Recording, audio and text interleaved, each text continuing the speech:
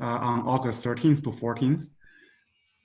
Today, we're very fortunate to have Ralph Izzo, Chairman and CEO of PSG, New Jersey's oldest and largest investor-owned utility company. The interviewer will be Professor Michael Lay, Professor Emeritus of Nuclear Science Engineering at MIT. Mike, you have the floor. All right, thank you, Ju. So what we want to talk about today are responses to climate change. I want to take a few minutes to introduce the problem and then turn them over to Ralph Izzo. The motivation behind this session is that a lot of what we've been doing about climate change is clearly too weak as a response to the problem. And so what I want to do in this session is focus on some of the longer term and more difficult aspects of a response. Up until now, much of our discussion about climate change has been concerned with the question of whether it's a real phenomenon and collectively what should we be thinking about doing. But it's been focused on trying to start motion toward responses rather than laying out a plan and having goals about when those responses are needed. And today what we're going to focus on are the schedule and one of the more difficult tasks. So I'll take a few minutes to summarize what I would say is the scientific consensus on this topic. And the first is that climate heating is permanent. This is sometimes not really understood, but whatever warming level you get to, you probably are locked into globally for a millennia, fundamentally. And so if you don't want to overheat, you've got to prevent it from happening the first time. There sometimes are hopes raised for solutions to this problem through geoengineering, that is altering the atmosphere and heat budget in the atmosphere, or carbon capture and sequestration. Conceivably, these will work well, but so far they haven't shown enough promise to justify confidence of them as solutions. A commonly accepted goal for limiting climate change is to keep the temperature increase since the start of the Industrial Revolution to being less than 2 degrees centigrade, or roughly 3.5 Fahrenheit. To do this, consensus estimations of the rate of warming and potential intervention say that you need to decarbonize the global energy economy by about 2080 to 2100. This depends on the rate of economic growth globally, and we know that that's uncertain, but that's the ballpark number. It's not millennia, it's decades. To do this, it means that you have to replace the global energy infrastructure, which is reliant primarily on fossil fuels. And so this means the investments in cars and furnaces and power plants and anything else that you can think of that consumes energy. It almost all today relies upon using fossil fuels. Doing this, we know, will be very expensive. And one of the big questions is, can we do it in time in a realistic fashion? So far, our focus has been upon electricity, which is only 1/4 of energy consumption. So that's a symptom of how little we've engaged the problem. But today we want to look at energy more broadly, and that's why we've asked Dr. Izzo to speak about this, because he has experience in running a very large energy company and also experience outside the private sector before coming to that assignment. And I'm going to ask him to say something about himself in just a moment. So to finish, I want to say that the degrees of freedom in responding to this are technological, which tends to be what we emphasize in the United States, use of policy, such as a carbon tax, and international cooperation in both innovation and investment policy. And it's the last thing that we're really focusing on, because what we have to do is figure out how do we replace the existing energy infrastructure and that to be created for the remainder of the century in time to achieve the goal that I just articulated. And so with that, I'm going to stop and ask Ralph Izzo to introduce himself more thoroughly, and then we'll go to a set of questions that we prepared. So over to Ralph. Well, thanks, Mike. It's great to be here with you, Ju. Well, as you've already mentioned, I have the honor of being the CEO and chairman of Public Service Enterprise Group, the parent company of Public Service Electric and Gas, which is the largest investor-owned electric and gas utility in New Jersey, and one of the 10 largest in the nation. I've had a long-standing fascination with the energy space. I was an impressionable teenager during the oil embargoes of the 1970s, which resulted in my pursuit of a graduate degree in plasma physics and fusion energy as the way to rid the world of energy security challenges. I won't mislead you. I was not attuned to the carbon-free benefits of fusion at that time. But I've been in energy my entire life, and I do recall some of the early concerns being raised, in particular about carbon dioxide and greenhouse gases in general, in the mid-90s. And I'm sure that there are people in this space who were trying to ring the alarm bells well before then. So I've been in and around energy from a fusion background to a public policy background, spending a few years in government, and now as part of a big user of a big converter of fossil fuels and of nuclear fuels into electricity and into heating products for the home. So as a company, we have made a commitment to end all use of coal by the middle of next year. We're well on that path already, having closed all of our coal plants in New Jersey and Pennsylvania. We just have one small plant in Connecticut that runs rather infrequently and will be shuttered middle of next year permanently. And the vast majority of our electrical output comes from nuclear power, obviously fission in this case. Although we have been a recent investor in the last few years in natural gas, and we've pledged to discontinue future investments in natural gas production, and instead are really directing most of our time and talent towards energy efficiency, offshore wind, and solar energy at this point. I think I'll stop there if that's okay. All right, very good. Okay, so I've prepared a few questions I'd like to put to Ralph, and not to ask him to speak on behalf of the company, but where the context of running a company, which is an important player in the kind of future that we're talking about, is clearly relevant. And so I'll just read the questions that I've prepared. For a company like PSEG, what conditions could make it attractive and feasible to obtain corporate support for cooperating in achieving a global decarbonization goal? And so, with that, what initiatives would be available to such an organization that could offer real promise for advancing towards such goals? well, at the risk of oversimplifying, clearly economic signals are the most important to a publicly traded investor-owned energy company, including ours. And those economic signals, broadly speaking, would fall into one of two frameworks. If you're a highly regulated company, as we are, then you need regulatory incentives to do things differently, right? So if we as a regulated utility, if we deploy capital and make an investment, we don't have the latitude to set prices for the use of whatever that capital has been deployed into. And candidly, nor do we really control volumes of consumption of whatever we deploy that capital into. Right? People don't wake up aspiring to use electricity. They wake up maybe aspiring to watch something on television or to be comfortable in their home. So really, as a regulated entity, you need a regulator to say, this is a direction that we think is important from a public policy perspective, and here's how we will compensate you for making those investments. That's pretty doable when it comes to renewable energy supply. Many states have renewable portfolio standards and are encouraging decisions to invest money in solar and wind. Where it's lacking, and it's my biggest criticism of the regulatory system, it's lacking in energy efficiency.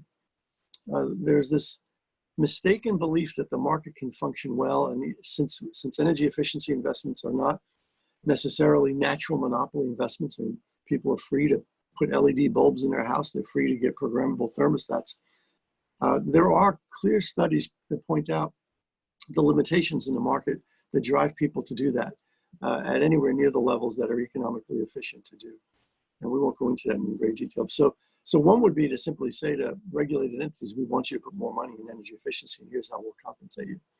The second way it could happen is if you're in a competitive business, and we have a small power generation business that is competitive, is to make sure that the price of carbon is included in the economics of that competitive marketplace. Most efficiently way to do that would be by having a carbon tax, so that those folks who are using carbon-based fuels to produce electricity face a higher cost than those who do not. And you know the whole economic theory around externalities and how the market in the short term won't efficiently price those. So there's an important role for the design of those markets to incorporate that.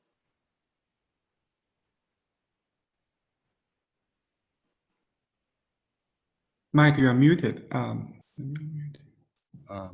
Right. Autopilot.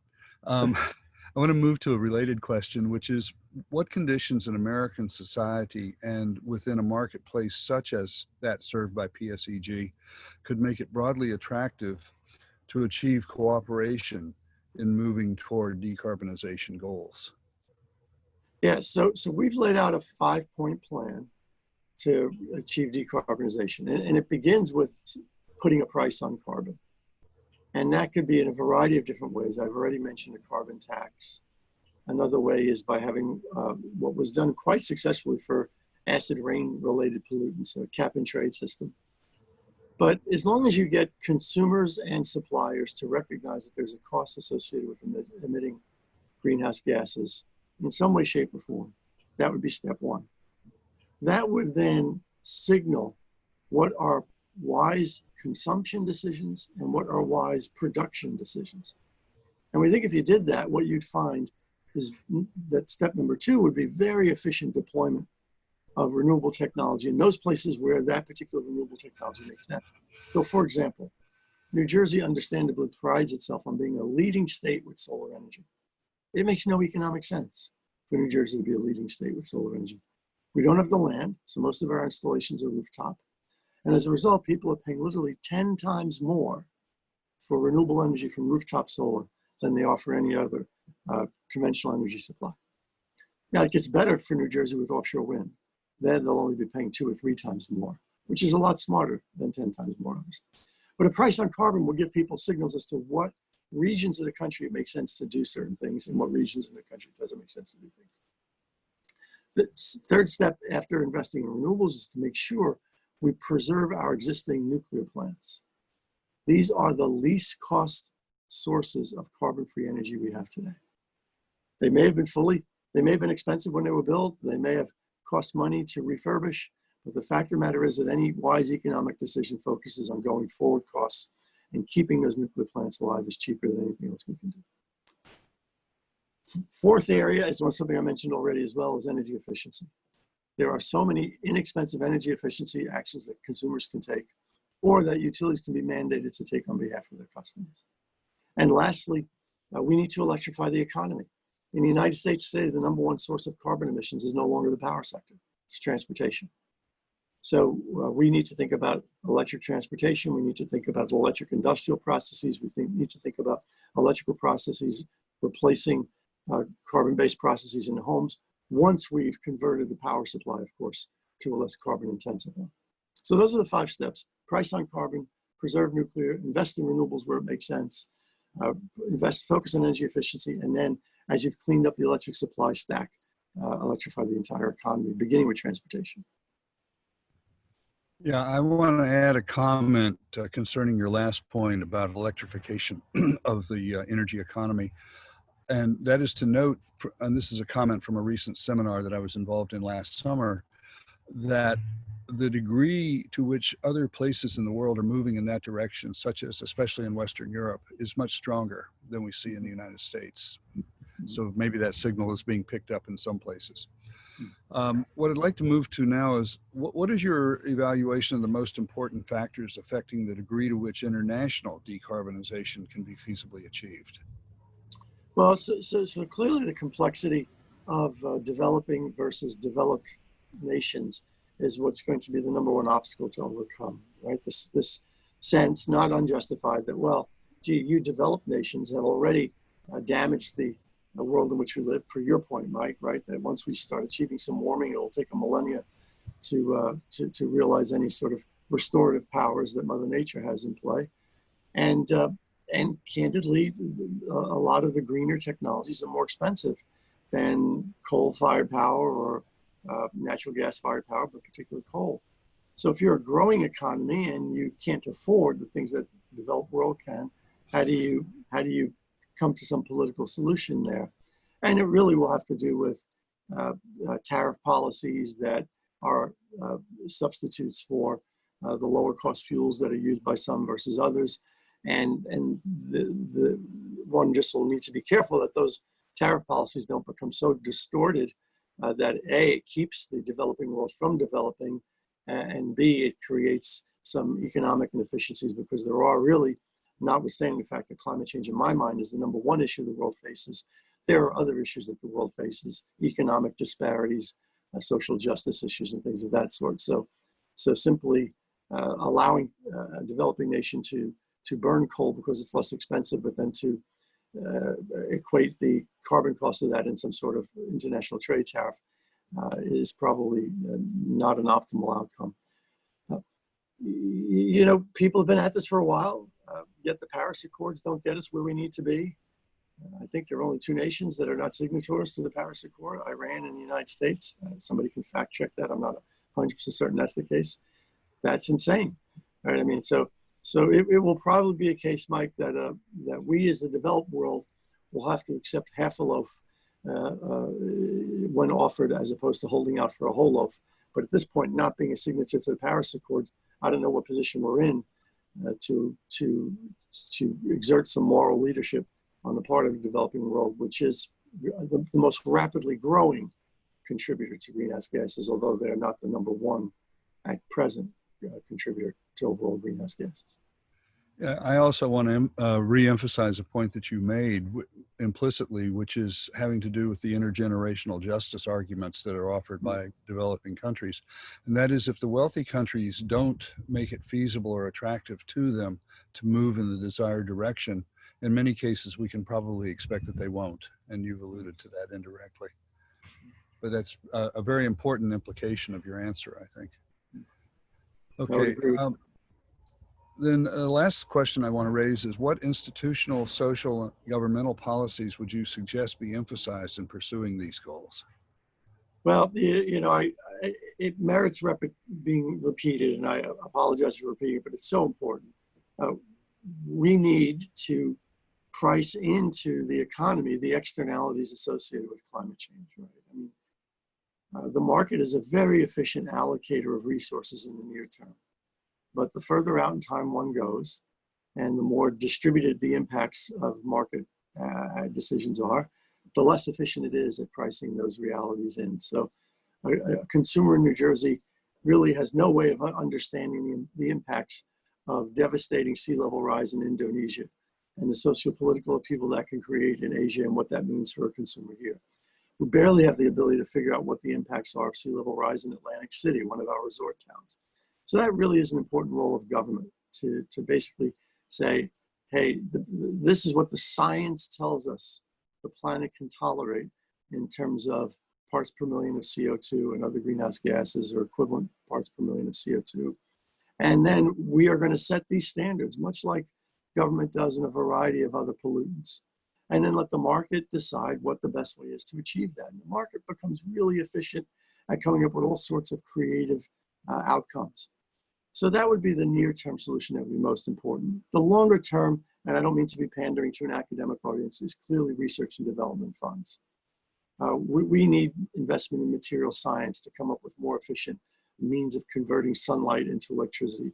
We need to continue to invest in alternate fuel cycles of nuclear power, both fission and fusion, to be able to have a dispatchable source of carbon-free energy. We need to continue investing in chemistry and material science again to have better battery storage systems. And then we have demonstrated that with that kind of progress, with technological sophistication, we can bring the cost of doing these things down. We can create new economies, new products, new services, and we can be a world leader and share those products and services in an economically efficient manner with the developing world, which will increasingly become an important part of the need for carbon solutions. I also want to draw attention to an implication of what you said, which is the opportunity costs that we bear today of not acting on choices that we have before us may be much more important than those that can arise a little bit later, because you don't have the time to act on your decisions nearly the way we have now. And I think that's an important aspect of what you brought up there. Okay, well, that's most of what I wanted to cover in this interview, and I just want to ask you for any concluding remarks that you want to make. Well, Mike, it's maybe a little bit of an exaggeration, and I will apologize if people read it that way, but we're doing this remotely because right now we are confronted with a global pandemic. A global pandemic that many people believe, notwithstanding its horrendous consequences, has some potential for near-term solutions. Yet I would categorize our ability to cooperate globally in this to be atrocious.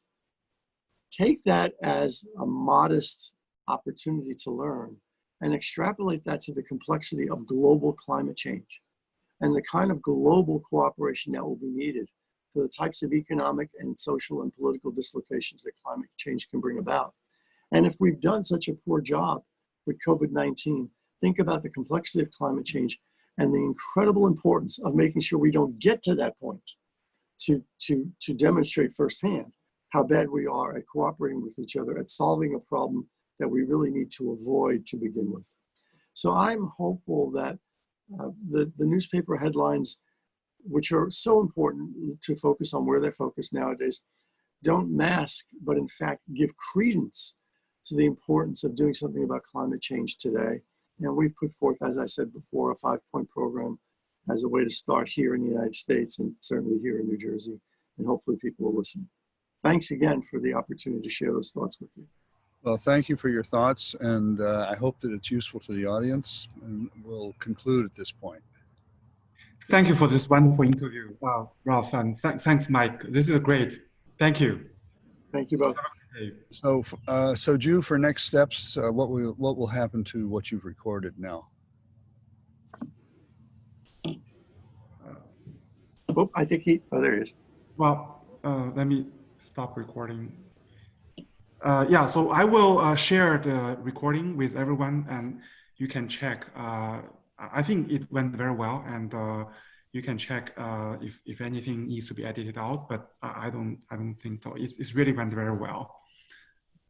Okay, so Yeah. I have one question for you. At my end, there's a little bit of background noise because there's traffic going by. Does that show up in what you heard?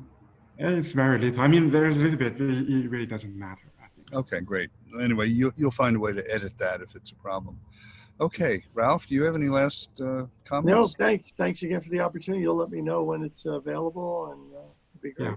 So I have one question. Is off the recording. So on the you mentioned renewables. So what is happening in your company regarding energy storage and the smart grid? Yeah. So unfortunately, because we are, the market doesn't allow you to make those investments and profit from it, but for the reasons we talked about, right? That it's just so much cheaper to burn natural gas nowadays. Yeah. So for us to make those investments, we don't do it in our competitive business. We do it in our regulated business. But as a regulated company, I'll exaggerate, we can't tie our shoelaces without asking for permission. So we have asked our regulators, we asked them in January of 19 to allow us to invest $100 million in battery storage technologies.